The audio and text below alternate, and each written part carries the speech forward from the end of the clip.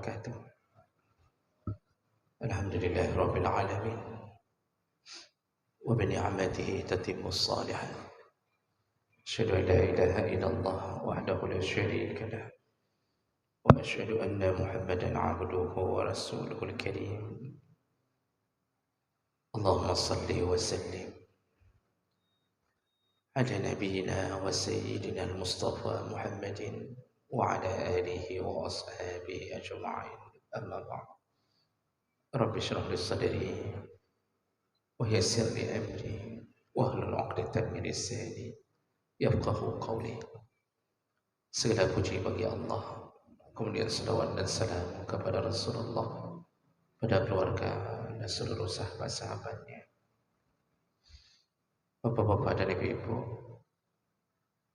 jamaah salat maghrib dan isya yang Allah muliakan, insyaallah kita sudah menyelesaikan pembahasan tentang bab menyayangi anak perempuan sekaligus menyayangi anak-anak, sampai disunnahkan mencium anak-anak kita. Dan Rasulullah telah berpesan, barang siapa yang tidak menyayangi anaknya maka tidak disayang oleh anaknya. Yang tidak sayang pada anak maka tidak disayang oleh anak. Menyayangi anak bukan memanjakan, tapi membawa mereka ke dalam surga. Mendidik dengan keras, menyuruh salat, itu bahagian daripada menyayangi. Walaupun yang lebih baik jangan terlalu keras. Intinya semua kasih sayang kita agar anak kita tidak tersentuh api neraka, maka akan dibalas oleh anak dengan kasih sayang kepada orang tuanya. Sebelum meninggal dirawat, setelah meninggal didoakan.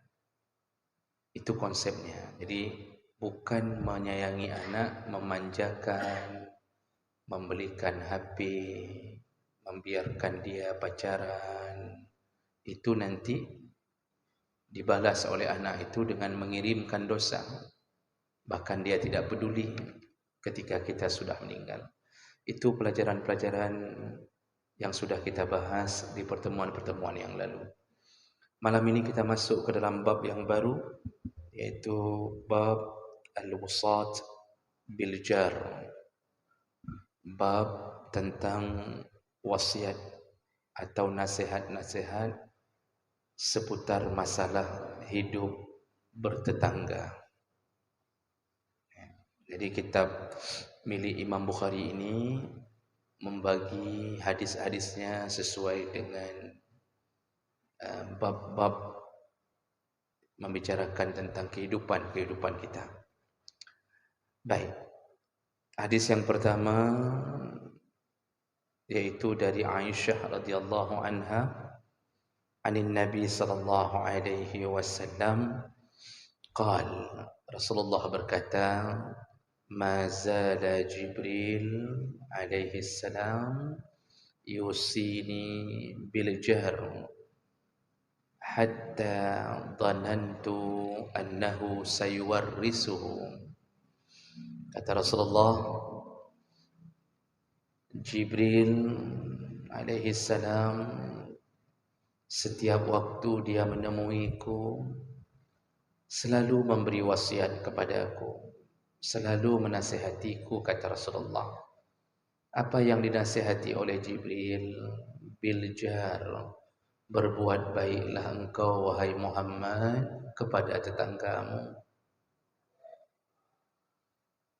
Tentu suruhan berbuat baik kepada Nabi adalah suruhan agar Nabi menyampaikan nasihat itu kepada umatnya.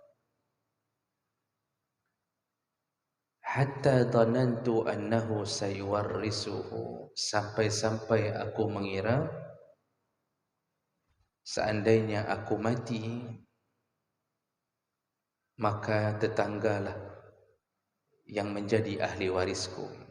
Nah, sampai begitu Nabi mengatakan, saking seringnya Jibril menasihatiku untuk berbuat baik kepada tetangga, seakan-akan kalau aku meninggal, ahli warisku adalah tetanggaku. Nah, itu menunjukkan Nabi ingin mengatakan pentingnya berbuat baik dengan tetangga.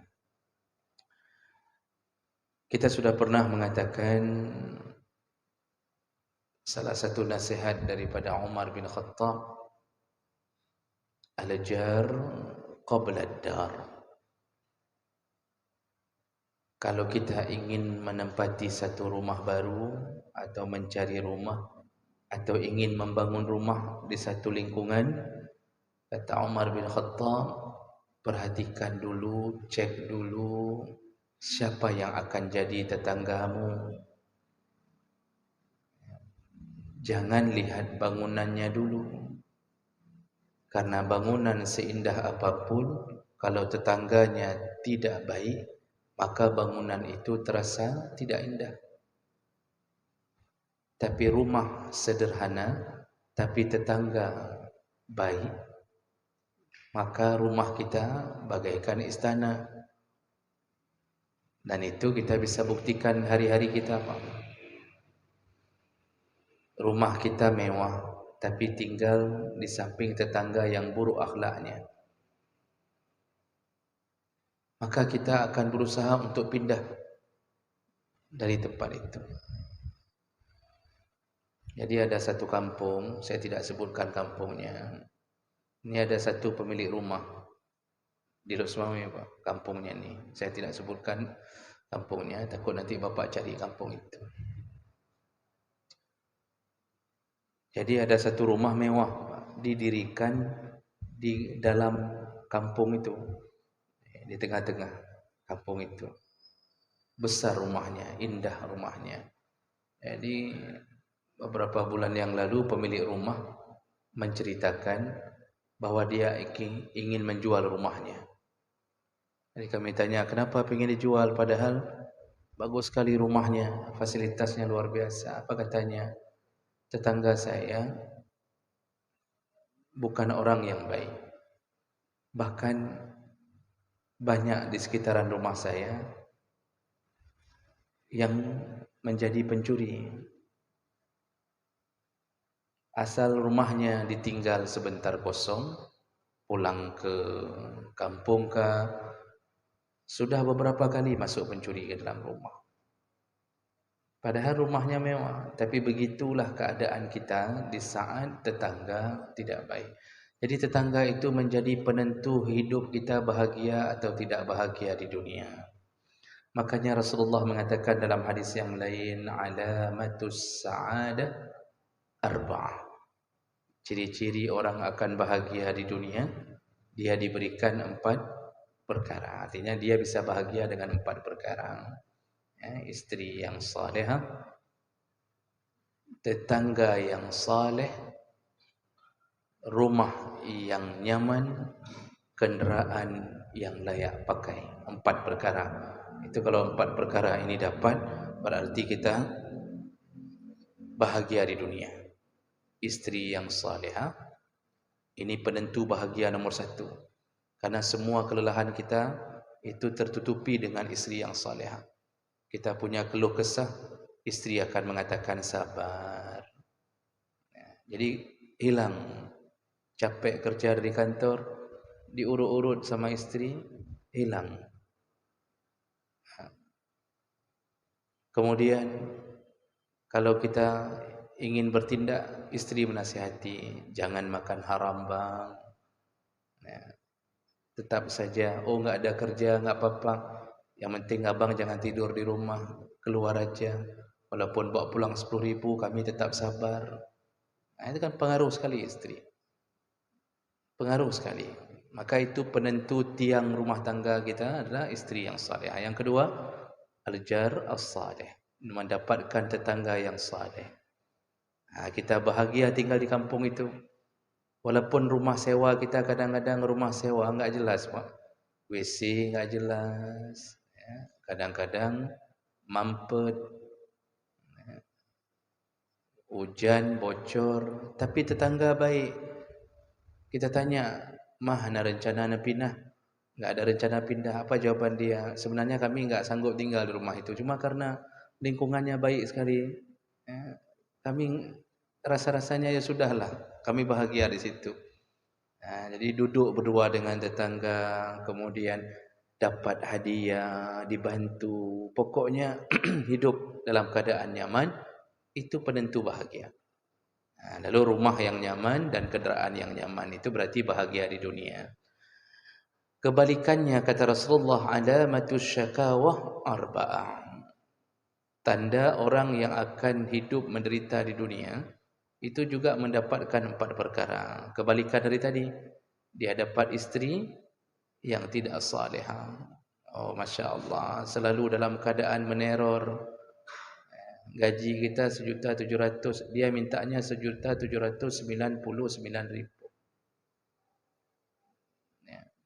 Belanja harus begini. Dia enggak mau terima kekurangan kita. Padahal kita dah capek itu, mepep setiap hari. Itu hal-hal begitu, itu menjadi penentu hidup. Akhirnya gara-gara begitu terjadi keributan.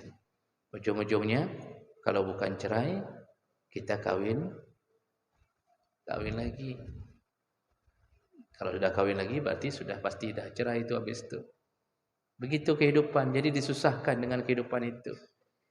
Kemudian kata Rasulullah, al-jar as-sayyi, itu mendapatkan tetangga yang buruk akhlaknya. Itu hancur hidup seperti cerita tadi. Jadi jemaah melakukan Allah, begitu pentingnya kehidupan bertetangga. Dan Rasulullah diminta oleh Jibril berbuat baik dengan tetangga. Kenapa kita dulu yang diminta berbuat baik? Karena tipe tetangga ni macam-macam. Jadi kita jangan berharap dia duluan. Kitalah yang mulai duluan untuk berbuat baik. Jadikan perbuatan baik tetangga kita ketika berusaha membalas kebaikan kita, itu menjadi pahala buat kita. Jadi siapa yang memulai kebaikan diikuti oleh orang lain, maka kita dapat pahala dari orang tersebut. Kan begitu kata Nabi, man sanna sunnatan hasanatan yakun lahu ajrun minha wa ajrun man amila ba'dah min ghairi an yanqusa min ajrihi syai'. Siapa yang memulai sebuah perbuatan baik, rupanya dibalas, diikuti sehingga berkembang, maka semua pahala diberikan kepada yang memperkenalkan kebaikan itu. Contoh, kita tinggal satu komplek. Ni kompleknya ni mungkin orang-orangnya, tetangga kurang-kurang pendidikan agama semua misal. Pekerja semua apa. Jadi kadang-kadang ada yang enggak ada perasaan. Jadi kerjanya dengan mesin, kan begitu kerjanya, dengan pokoknya macam-macam, sehingga orang super sibuk hidup nafsi-nafsi. Lalu kita yang kemudian berinisiatif melakukan kebaikan pertama. Ketika kita tinggal di komplek itu, mulailah kita kirimkan semangkuk kuah ke rumah samping, kirim ke rumah samping. Kita pulang dari Banda Aceh, kita kirimkan hadiah. Kadang-kadang kita beli Kak Anah, adeknya. Bukan Kak Anahnya kita bawa pulang, adeknya. Kak Anah udah ada di rumah, adeknya kita beli, kasih ke tetangga, macam-macam. Sehingga tetangga kiri kanan mulai merasa, ini kok udah mulai dikasih-kasih nih. Berikutnya apa yang terjadi? Dia mulai membalas. Dia beli bakso, dia lebihkan. Dia kasih kuahnya ke kita, baksonya ke dia. Jangan je kebut cik kan, jangan lagi kan, masa kuah ke dia bakso ke ji. Artinya dia mulai berfikir, dia bilang, "Mana nak beli lebih, nak beli lebih. Kemarin tu yang bawa samping kita tu kan dia kasih untuk kita, masa kita enggak balas sekalipun." Dah mulai itu terfikir. Dia pergi ke Banda Aceh, dia beli ada Kak Mutia. Bukan lagi ada Kak Anah karena udah kemarin, dia beli ada Kak Mutia, lalu dikirimkan ke kita. Bersebarlah kebaikan di komplek itu, mulai saling beri memberi. Kita yang memulainya. kita yang memulainya. Semua kebaikan di komplek itu dikirimkan Allah kepada yang memulai kebaikan itu. Itu janji Nabi sallallahu alaihi wasallam. Keburukan juga begitu. Siapa yang memulai pertama membuat keburukan di komplek, diikuti keburukan itu, maka semua keburukan itu sampai mati dikirimkan Allah kepada yang memperkenalkan keburukan. Jadi Bapak Ibu yang Allah muliakan, Rasulullah dinasihati oleh Jibril jangan sampai kita berbuat buruk dengan tetangga. Karena tetangga manusia pertama yang paling cepat menolong kita. Ketika terjadi musibah, sebelum kita sempat menelepon saudara kita, tetanggalah yang memadamkan api di rumah kita. Tetanggalah yang kemudian memotong pagar agar kita bisa keluar. Tetanggalah yang akan menyergap pencuri ketika beraksi di rumah kita. Jadi begitu besarnya fungsi tetangga. Ini hadis yang pertama ini menunjukkan bahwa berbuat baik dengan tetangga bahagian daripada cinta Allah dan cinta malaikat. Kalau tidak, enggak mungkin Allah suruh malaikat menasihati Nabi, dan Jibril tidak mungkin menasihati terus-terusan. Makanya orang yang berbuat baik dengan tetangga dicintai Allah, dicintai oleh malaikat, dicintai oleh Nabi sallallahu alaihi wasallam. Ini makanya kita dapat berkah ni enggak terasa kadang-kadang, Pak. Kita yang sudah hidup puluhan tahun dalam kebaikan, kok bisa dekat kita dengan masjid? Kok bisa ada rezeki kita yang kita selalu berusaha membuka pintu surga. Jadi diberi kesempatan terus-terusan oleh Allah. Anak kita aman, isteri aman, semuanya baik-baik saja. Salah satu keberkahan turun melalui kebaikan kita terhadap tetangga. Namun kita menjalani keberkahan itu enggak terasa. Sifat manusia menuntut yang belum diberi. Yang sudah diberi dalam hidupnya dia tidak rasakan. Jadi begitu sifat manusia. Baik, hadis yang kedua. Menjadi hadis terakhir untuk malam ini. An Abi Shuraih Al-Khuzai an Nabi sallallahu alaihi wasallam. Rasulullah berkata, "Man kana yu'minu billahi wal yawmil akhir." Barang siapa yang beriman kepada Allah dan hari akhir, falyuhsin ila jarihi. Maka berbuat baiklah engkau, berbuat baiklah kepada tetangganya. Wa man kana yu'minu billahi wal yawmil akhir falyukrim dhaifah. Barang siapa beriman kepada Allah dan hari akhir, maka muliakanlah tamu. Wa man kana yu'minu billahi wal yawmil akhir, barang siapa beriman kepada Allah dan hari akhir, falyakul khairan aw liyasmut. Bicaralah yang baik-baik, kalau tidak bisa bicara yang baik, diamlah. Jadi ini hadis ini berikutnya Nabi ingin mengatakan tentang ciri-ciri iman, di antaranya pada 3 perkara. Jadi ada 3 amalan yang menunjukkan kita ini ada iman. Iman itu banyak cabangnya. Kata Rasulullah, sittun aw sab'una syu'bah. Iman itu ada 60 atau 70 cabang. Yang paling tinggi kalimah la ilaha illallah. Itu iman tertinggi. Kita pulang dengannya selamat. Dan kita hidup dengannya selamat. Nanti di hari kiamat kita masih menyimpan kartu la ilaha illallah, maka Allah bisa menyingkirkan dosa dengan kartu la ilaha illallah. Dan iman yang paling rendah di antara yang tertinggi, yaitu membuang penghalang dari jalan. Kita buang paku dari jalan, buang duri dari jalan, agar jangan tertusuk ban motor orang lain. Itu iman. iman rendah dari yang paling tinggi, bukan iman paling rendah. Iman rendah dari yang paling tinggi. Artinya kita masih percaya bahwa Allah balas dengan membuang paku itu. Kata Rasulullah, seorang pemuda masuk surga dan bersukaria di surga gara-gara membuang dahan pohon yang jatuh di jalan. Ketika dia buang, dia berniat, ya Allah, ku buang ini agar tidak menyakiti kaum muslimin yang lain. Kata Rasulullah, dia menjadi penduduk surga. Jadi Bapak Ibu yang Allah muliakan, di antara 60 sampai 70 cabang iman itu banyak sekali amalnya. Nah, Rasulullah gambarkan dalam hadis ini 3 amalan yang menunjukkan kita ini beriman.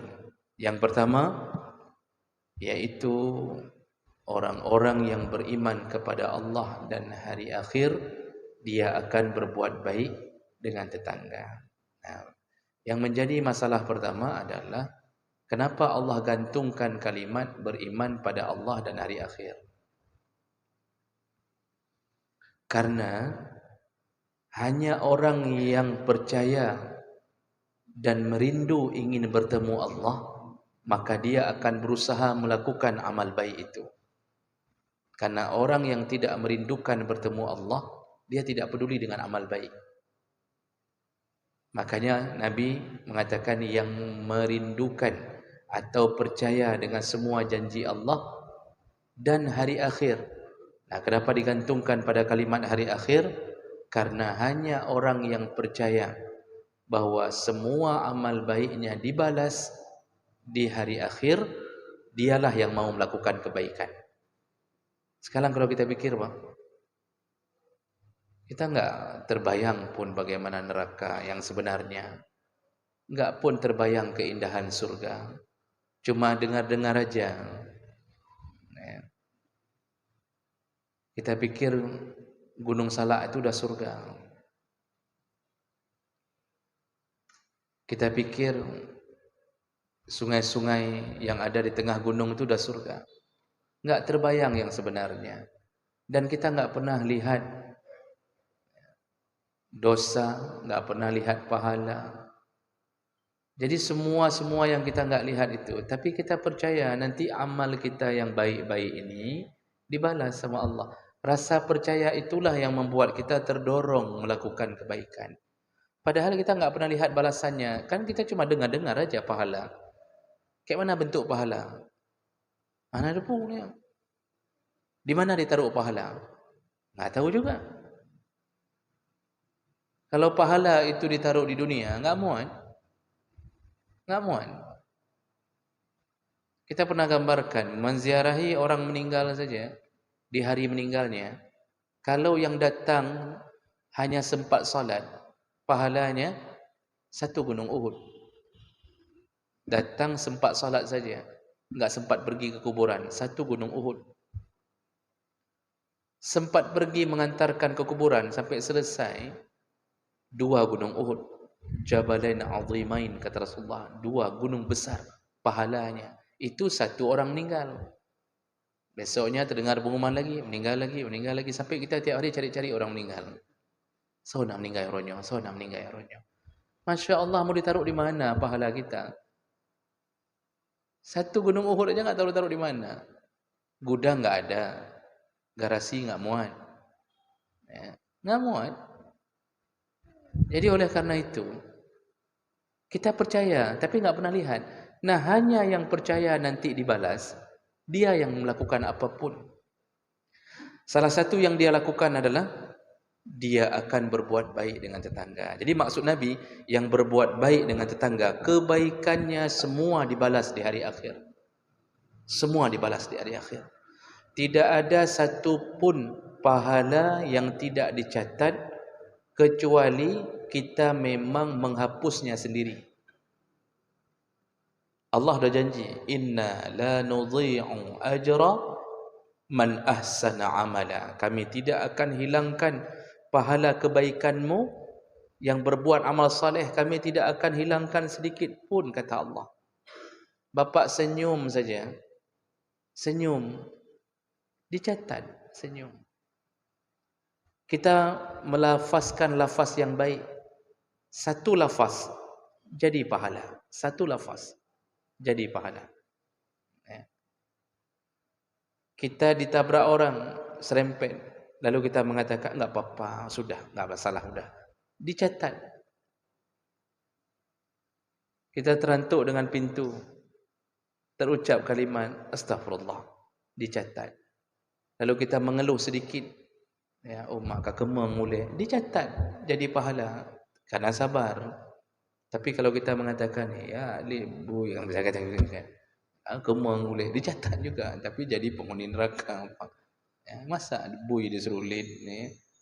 Ya, jadi sekecil apapun, wa may ya'mal misqala zarratin khaira yarah. Sekecil apapun, sebesar biji sawi engkau lakukan amal, dicatat, dibalas oleh Allah. Itu sebesar biji sawi. Sedangkan kita enggak pernah memberi biji sawi ke tetangga. Ada yang pernah kasih biji sawi ke tetangga? Pulang dari Medan hadiahnya biji sawi. Tak ada. Paling kurang coklat, silver coin untuk anak tetangga kita. Dik sini dulu ni ada hadiah sedikit coklat.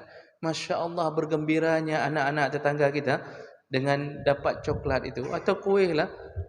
Kuih-kuih dalam kotak apa yang ada selir di tengahnya itu yang digulung-gulung kan. Masya Allah tetangga berbahagia. Itu bukan sebesar biji sawi. Nah, yang kau bedanya pahalanya. Masya Allah. Begitu mudahnya kita masuk surga melalui berbuat baik dengan tetangga. Begitu mudahnya. Jemuran-jemuran kita. Tetangga bilang, ibu ada pakai enggak jemurannya? Kita bilang enggak pakai. Dia jemur, kami jemur sebentar ya, boleh. Dijemur 3 hari enggak diangkat-angkat. Nyesal kita kasih untuk dia juga. Tapi kan maksudnya kita sudah berbuat baik. Nah.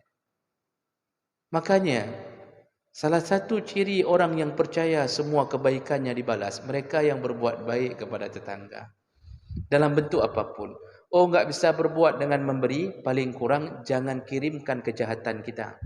Jadi baik itu enggak mesti memberi, baik itu enggak mesti melakukan action dengan kebaikan.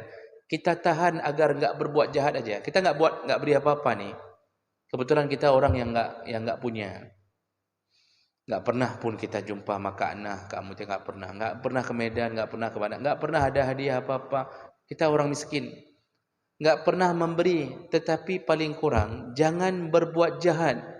Jangan sampai dia terganggu dengan kehadiran kita. Itu pun sudah baik. Itu pun sudah baik. Ketika kita tidak memberikan kejahatan pada orang lain. Karena seburuk-buruknya manusia, yang orang lain tidak selamat dari lidah dan tangan kita. Makanya Rasulullah mengatakan dalam hadis, Al-Muslimu man salimal muslim min yadihi wa lisanihi. Seorang muslim itu yang sejati, yaitu orang lain tidak pernah mendapatkan kejahatan dari tangannya, dari mulutnya. Itu muslim yang baik. Jadi dimanapun dia berada, orang enggak sakit hati. Tidak pernah menyakiti tetangga. Diam. Oh, ada tetangga sedikit berbuat zalim, dia sabar. Dan ini efeknya iman, Pak. Berarti kita ini imannya penuh kepada Allah. Kita percaya sudahlah. Sabar sajalah, enggak apa-apa. Enggak diambil-ambil jemuran 2-3 hari, mungkin hari keempat besok diambil. Atau paling kurang kita buat jemuran lain. Lalu kita bilang yang jemuran itu untuk ibu aja, ambil aja. Model-model begitu, tapi jarang kita dapatkan. Jangankan bapak, ustaz aja enggak pernah melakukan itu. Jadi jemaah melakukan Allah Subhanahu wa taala, ciri-ciri iman pertama adalah orangnya baik dengan tetangga. Itu ciri-ciri iman yang paling hebat yang akan mendapatkan kebahagiaan di dunia dan di akhirat. Memang capek, Pak. Kenapa besar sekali pahala berbuat baik dengan tetangga? Susah. Istiqamah berbuat baik dengan tetangga susah. Pertama baik, tahun pertama. Tahun kedua sudah mulai nanti ada sedikit masalah, langsung ribut. Memang teorinya kan enak. Oh menanya, Masya Allah ni saya akan berbuat baik. Setahun pertama kita sanggup berbuat baik, senyum sana, senyum sini. Tahun kedua, sedikit masalah, udah ribut. Nah, makanya para ulama itu mendefinisikan Tetangga itu punya 3 hak yang kita harus berbuat baik kepadanya. Ada 3 hak, yaitu yang pertama hakul jar. Kita harus berikan ke dia haknya sebagai tetangga. Apa hak sebagai tetangga? Yaitu ketika bertemu, senyum, mengucapkan salam. Ketika dia punya masalah, dia sakit, kita kunjungi. Kemudian kita tidak mengganggunya, tidak menzaliminya, tidak menyakitinya. Itu hak bertetangga. Ketika dia dalam keadaan ditimpa musibah, maka kita ikut menghiburnya. Itu hak bertetangga. Lalu kemudian tetangga kita juga, kalau seandainya dia punya hubungan saudara, maka dia juga mendapatkan hak qarabah, hak saudara. Jadi misal ada tetangga kita, saudara kita, itu lebih tinggi lagi haknya. Selain daripada hak tetangga, juga dapat hak bersaudara. Apa hak bersaudara? Yaitu menyambung silaturahim, tidak boleh memutuskannya. Kemudian saling berkunjung. Kalau dengan tetangga berkunjung itu enggak wajib. Karena memang dekat-dekat, ketemu, assalamualaikum, senyum, itu dah baik. Tapi kalau dia hubungannya saudara, maka disuruh berkunjung. Datangi rumah itu kalau saudara. Makanya silaturahim itu disebut rahim. Itu yang paling utama adalah menjaga dengan yang punya hubungan rahim. Kita selama ini kan menyebut silaturahim seakan-akan semua Muslim itu kita kunjungi. Padahal enggak mungkin. Yang disuruh yang paling utama yang punya hubungan rahim. Ngado dengan ada, dengan sepupu kita, adik bapa, adik mama, disuruh berbuat baik. Kunjung, ya kapanpun bisa kunjungi. Itu hak qarabah, hak sebagai saudara. Oh, rupanya sepupu kita ni juga tetangga kita, maka dengan dia berbeda. Selain daripada hak tetangga, dia juga dapat hak bersaudara. Yang ketiga yaitu mendapatkan hak sebagai orang Islam. Apa hak sebagai orang Islam? Kalau dia mengundang, datangi. Kalau dia meninggal, uruskan jenazahnya. Dia sakit, kunjungi.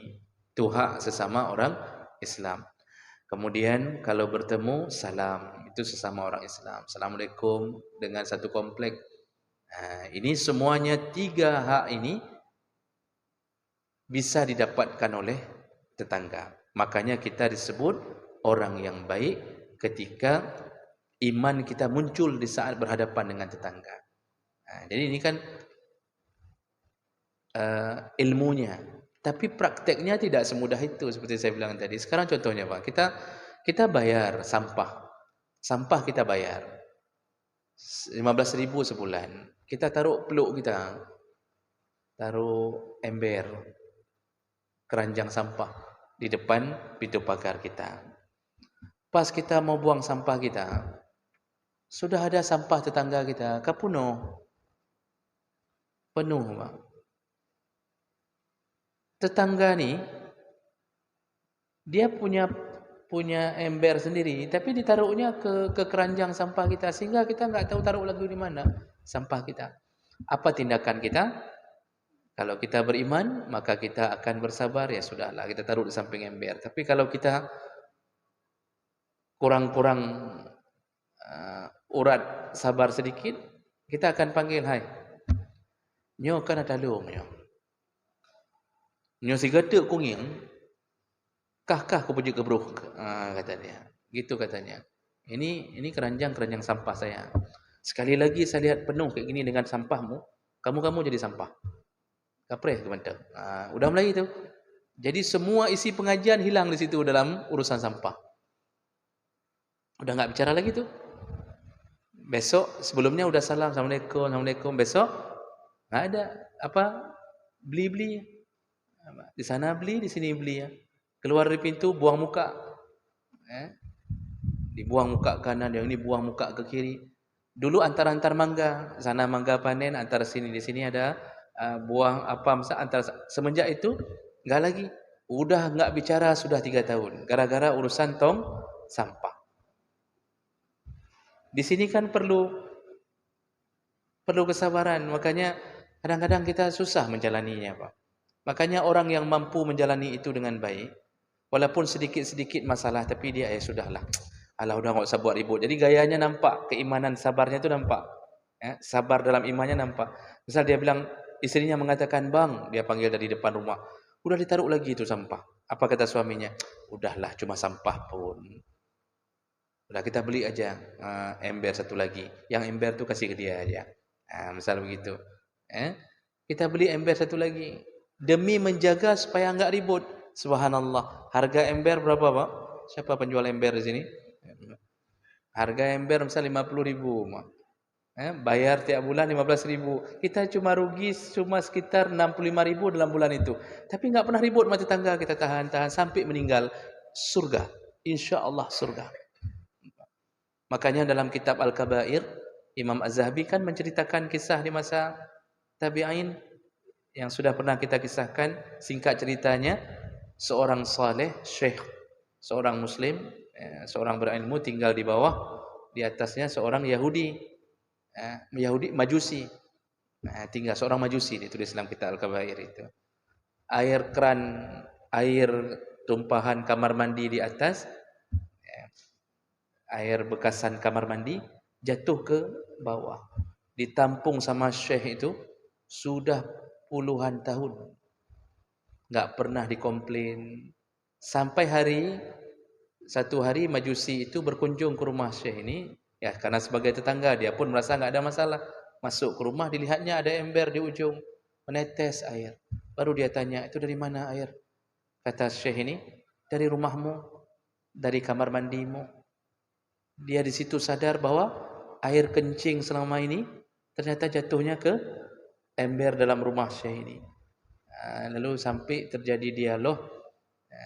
Lalu syekh ini mengatakan, "Aku tidak menegurmu karena aku masih hidup.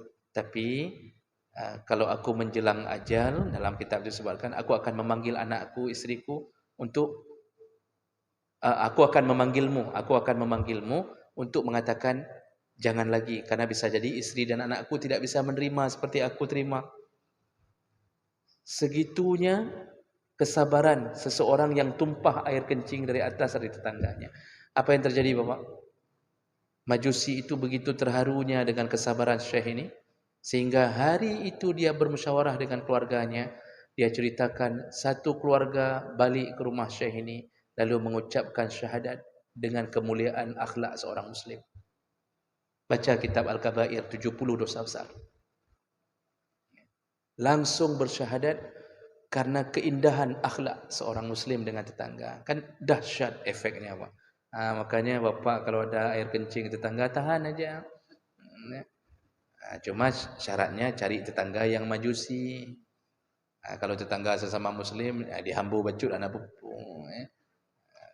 Nah, kan begitu ceritanya. Jadi sederhana hidup kita ini masuk surga sebenarnya. Jadi ini bukti iman, yaitu orang yang berbuat baik dengan tetangganya. Dari sambungan hadis itu sedikit, tapi bukan fokus pembahasan kita. Di antara bukti iman yang lain adalah orang yang berbuat baik atau memuliakan tamu. Itu ada bab sendiri nanti. Kemudian yang ketiga, orang yang berbicara yang baik-baik. Kalau tidak bisa bicara yang baik-baik, maka dia memilih diam. Ini adalah tanda-tanda keimanan seseorang yang Allah akan muliakan, Allah akan balas di akhirat nanti.